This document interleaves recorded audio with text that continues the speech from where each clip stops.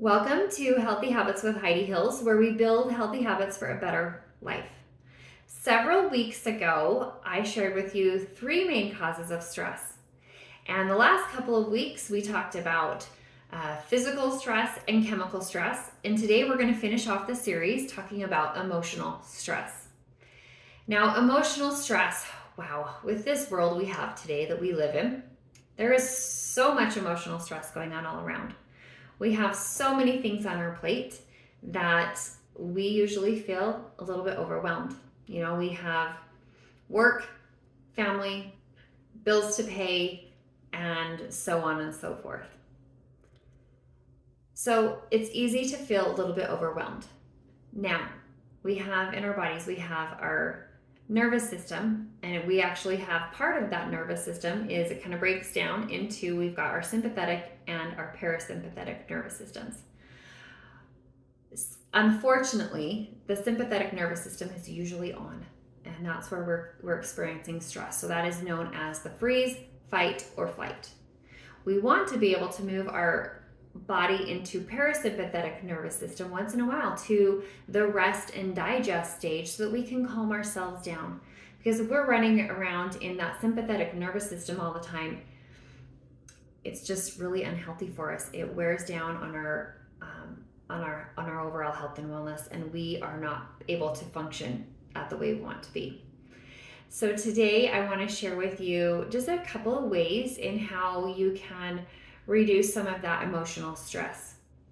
The first thing that I like to share with people is breathing. Wow, breathing, so simple. It's something that we just do automatically, yet we also can have control over when we want to. How many of you were young and you'd be all hyped up and your mom would just say, just calm down, take a breath, just take a breath. And we might get mad at her and go, oh, we're fine, right? But how simple of advice this is. So when we are feeling overwhelmed and stressed, it's really good to just stop and take a good, deep cleansing breath. Something with in through your nose and exhale through your mouth. If you want, go ahead and do it right now with me. We're going to take a big, deep breath in. And we're going to exhale with our mouth.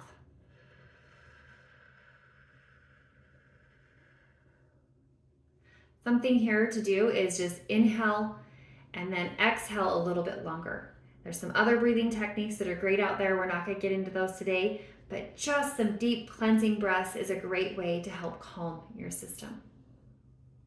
Another thing that's really good to help with emotional stress is to meditate.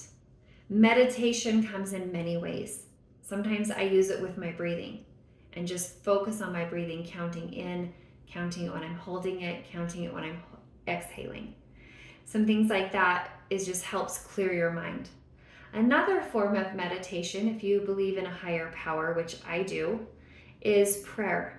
Just having a good conversation with God and to being able to recognize that He is in your life and that He is going to help you. It's not going to make it easy because we didn't come down here to have it easy peasy, right? But just recognizing that we have that higher power. So when we're dealing with emotional stress, find a way that works for you. It can be reading a book. It can be going for a walk, getting out into nature. Just find what works and implement that into your busy schedule so that you can reduce that emotional stress that you have. All right, you guys, that's the end here of our three main causes of stress and some ways to be able to help with that. So just remember that habits make us or break us.